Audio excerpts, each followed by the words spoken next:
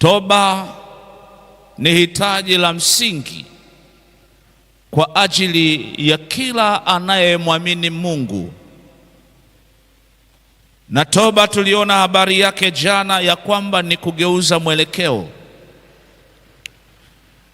Ayumkini njia tulizo nazo haziwezi zikatufanya tufike mahali, na ndiyo maana Mungu anatupatia ujumbe huu. Na ujumbe huu kama tulivyoona, ujumbe wa toba ni ujumbe ambao Yohana yule aliyeitengeneza njia ya Bwana aliyouhubiri. Ndio ujumbe ambao Mungu alimtuma Yohana nao kwa watu wake wa Israeli.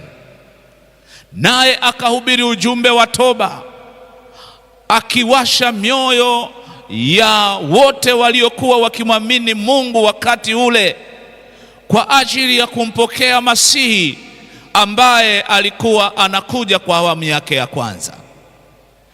Na Yesu Kristo alipoianza huduma yake, naye akahubiri ujumbe wa toba.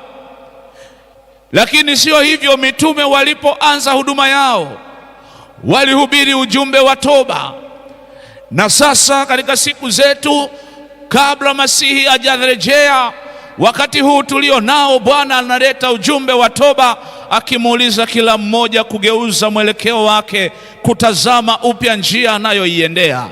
Kila mmoja, huu ni ujumbe wa kila mmoja kutathimini upya njia yake, kutathimini mwelekeo wake, ya kwamba je, ni sahihi?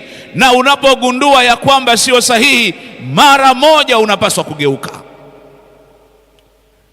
Toba inahusiana na kuacha dhambi na kuchukia dhambi.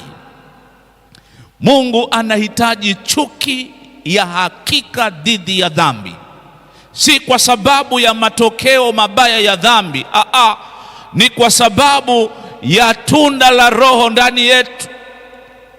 Maana Mungu wetu anaichukia dhambi kwa hakika, lakini anawapenda wa dhambi.